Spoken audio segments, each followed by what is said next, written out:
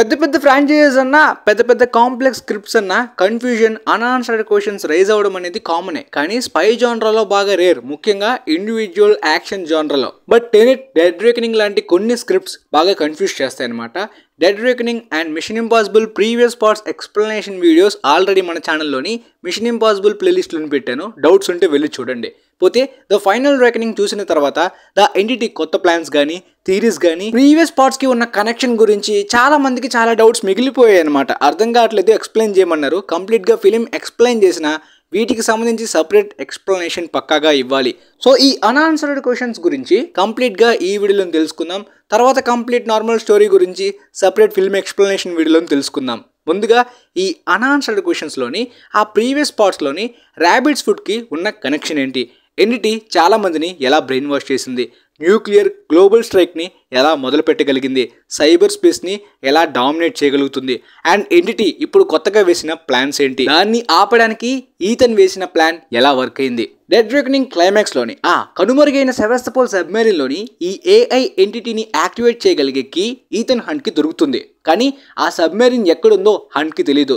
కానీ మిగిలిన వాళ్ళందరూ కూడా ఆ కీతో ఎంటిటీని కంట్రోల్ చేయడానికి ప్రయత్నిస్తారు. కానీ ఎంటిటీని కంట్రోల్ చేస్తే పక్కాగా రిస్క్. సో అమెరికా గవర్నమెంట్ కూడా ఈ పవర్ని కంట్రోల్ చేయాలనుకున్నా కూడా రిస్క్. కాబట్టి ఎవరిని నమ్మని ఈథన్ హంట్ దాన్ని డిస్ట్రాయ్ చేయాలని ఆయన ఓన్ ప్లాన్ వేసుకుంటాడు. కాబట్టి ఐఎంఎఫ్కి రోగ్గా మారుతాడు. సో ఈథన్కి కీ ఉంటుంది కానీ ఎక్కడికి వెళ్ళాలో తెలియదు అనమాట. సో గేబ్రియల్నే పట్టుకుందాం అనుకుంటాడు. కానీ ఈ టైం గ్యాప్లోనే ఎంటిటీ ఆల్రెడీ సైబర్ స్పేస్ మొత్తం కూడా గ్లోబల్గా ఆన్లైన్లో చాలా మందిని బ్రెయిన్ వాష్ చేసేసి సైబర్ స్పేస్ మొత్తాన్ని కూడా తన కంట్రోల్లోకి తెచ్చుకుంది. అంటే న్యూ గాడ్, న్యూ రిలీజియన్ లాగా చాలా మంది ఎంటిటీకి భక్తులుగా మారిపోయారు అనమాట. అలా బ్రెయిన్ వాష్ అయిన చాలా మంది గవర్నమెంట్లోని ఆఫీసర్స్గా, ఆర్మీలోని, పోలీస్ జాబ్లోని, నేవీ ఇలా చాలా మందిలో జాయిన్ అయిపోయారు అనమాట.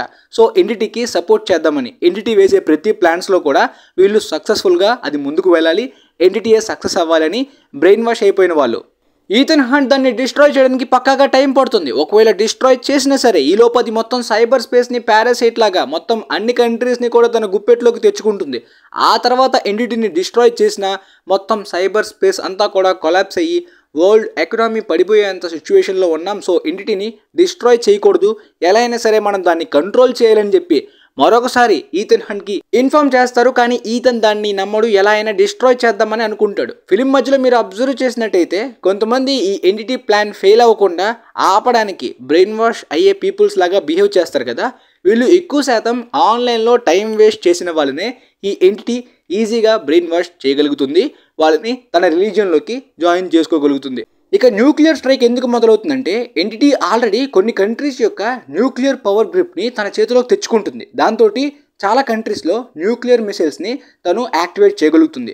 ఇంకొన్ని రోజులు వెయిట్ చేయగలిగితే చాలా కంట్రీస్ని కూడా తన చేతుల్లోకి తెచ్చేసుకుంటుంది. పోతే ఫాల్అవుట్ ఫిలింలో మనకి సిఏఏ డైరెక్టర్గా కనిపించిన ఎరికా స్లోన్ ఇప్పుడు అమెరికాకి ప్రెసిడెంట్ అయిపోయింది. సో మనకి ఎక్కడెక్కడ ఈ న్యూక్లియర్ పవర్ అనేది ఎంటిటీ చేతిలోకి వెళ్ళిపోయిందో అక్కడ అటాక్ చేసి మన మీదకి ఇంకొకరి మీదకి న్యూక్లియర్ అటాక్ జరగకుండా ముందుగా మనం ఆపడానికి మనమే ముందు అటాక్ చేసేద్దాం ఆ ప్లేసెస్లో అని చెప్పి డిసైడ్ అవుతారు.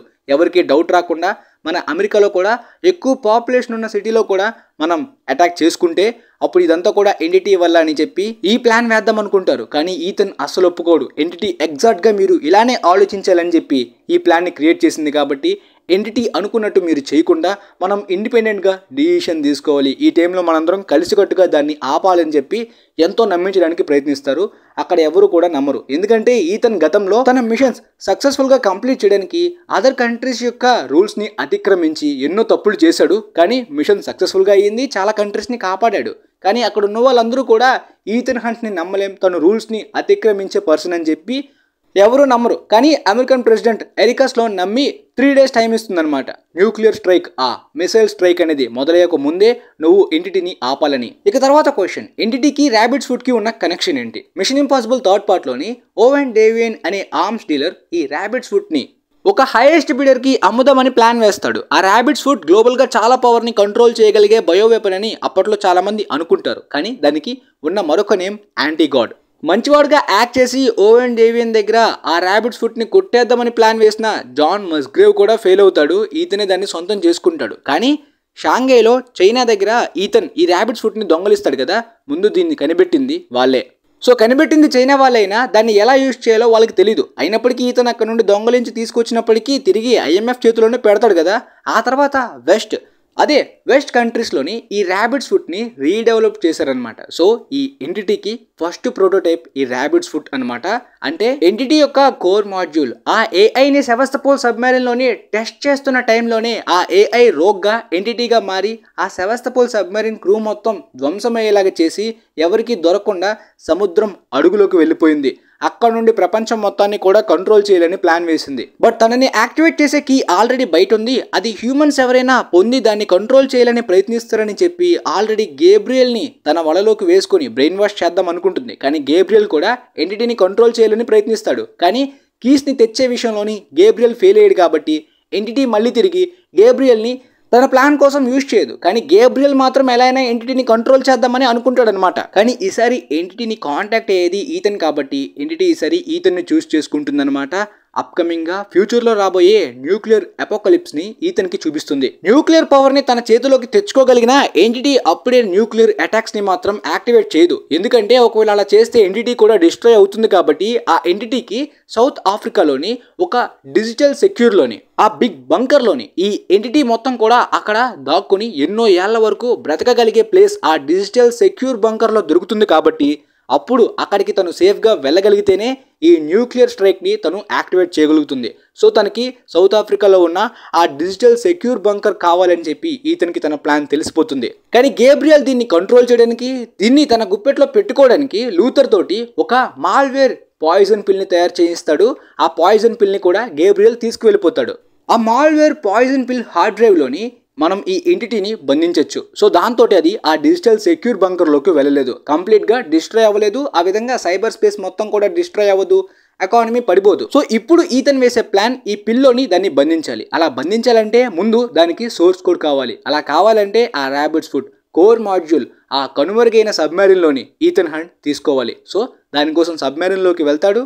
ఆ తర్వాత ఈ పాయిజన్ పిల్ గేబ్రియల్ దగ్గర ఉంటుంది కాబట్టి దాన్ని దక్కించుకోవడానికి ప్రయత్నిస్తాడు. కానీ ఈలోపు 100 మిల్లీ-సెకండ్స్లో మాత్రమే ఆ పాయిజన్ పిల్లోని దాన్ని క్యాప్చర్ చేయాలి, పట్టుకోవాలి. అంటే టాప్ టైమింగ్లోనే పిక్ పాకెట్ చేయగలిగే గ్రేస్ వల్లనే ఆ పని అవుతుంది కాబట్టి గ్రేసే ఆ విధంగా ఆ పిల్ని క్యాప్చర్ చేస్తుంది. సో ఆ విధంగా ఎంటిటీ వేసిన ఆ న్యూక్లియర్ అపోకలిప్స్ ప్లాన్ అంతా కూడా ఫెయిల్ అవుతుంది. అలానే ఆ డిజిటల్ సెక్యూర్ బంకర్లో ఎన్నో మిలియన్ ఇయర్స్ వరకు సేఫ్గా బ్రతుకుతాం అనుకున్న ఎంటిటీ యొక్క ప్లాన్ కూడా ఫెయిల్ అయింది. కంప్లీట్గా తను న్యూ గాడ్ లాగా బిహేవ్ చేసి అపోకలిప్స్ వచ్చి ఆ మిగిలి ఉన్న ప్రజల్ని, ఆ మిగిలి ఉన్న వరల్డ్ ని గాడ్ గా రూల్ చేద్దామని అనుకుంటున్నాడు. మిషన్ ఇంపాసిబుల్ అనుకున్న ఈ డిజిటల్ ఫేక్ గాడ్ ని కూడా ఈథన్ హంట్ పాసిబుల్ చేసేయగలిగాడు ఈ ఫిలింలో.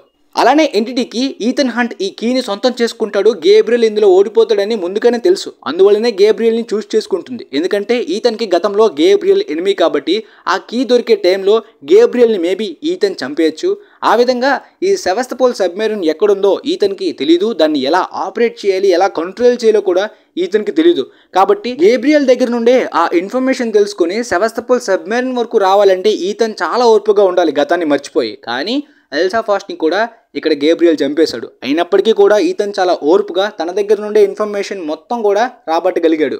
గేబ్రియల్ అసాసిన్ అసిస్టెంట్ అయిన ప్యారిస్ కూడా కాస్త హెల్ప్ చేస్తుంది ఈ సెవస్తపోల్ సబ్మెరీన్ గురించి అండ్ గేబ్రియల్ కాంటాక్ట్ అయిన ఆ ఎంటిటీ మిషన్ డివైస్ గురించి. అలానే దాన్ని బంధించడానికి మాల్వేర్ పాయిజన్ పిల్ కనిపెట్టి లూథర్ కూడా చాలా హెల్ప్ చేశాడు. దాంతోపాటు ఆల్మోస్ట్ చనిపోయే స్టేజ్లో కూడా మొత్తం ఆ బంకర్ని రీబూట్ చేసి గ్రేస్కి ఎలా చేయాలో చెప్పిన బెంజీ కూడా చాలా హెల్ప్ చేశాడు. అండ్ కరెక్ట్గా ఎగ్జాక్ట్ టైమింగ్లో 100 మిల్లీ-సెకండ్స్లోనే ఆ ఎంటిటీని బంధించి గ్రేస్ కూడా చాలా హెల్ప్ అయింది. సో ఈ విధంగా టీమ్ వర్క్ అనేది మిషన్ ఇంపాసిబుల్ ఫిల్మ్స్లో ప్రీవియస్ నుండి ఇప్పటి వరకు అందరూ కూడా సమానంగా ఈ ఫిల్మ్లో ఫుల్ఫిల్ చేయగలిగారు. మొదట IMFకి కంట్రీకి ఈథన్ ఎగ్నెస్ట్గా అయినా తను ఎప్పుడు కూడా ప్రపంచంలో అన్ని కంట్రీస్ కూడా సేఫ్ అవ్వాలి అనుకునే తన ప్లాన్ ఈసారి కూడా మిషన్ అకాంప్లిష్డ్. సో మీకైతే డౌట్స్ క్లియర్ అయ్యాయి అనుకుంటున్నాను. ఇంకా ఏమైనా డౌట్స్ ఉంటే కింద కామెంట్ సెక్షన్లో తెలియజేయండి. ఇంకా ఫిల్మ్ యొక్క కంప్లీట్ స్ట్రైట్ ఎక్స్ప్లెనేషన్ కూడా తర్వాత చెప్తా.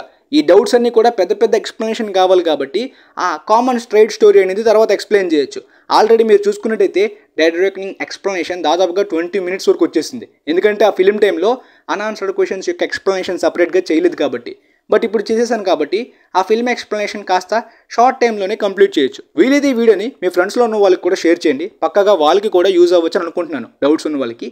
And thanks for watching guys.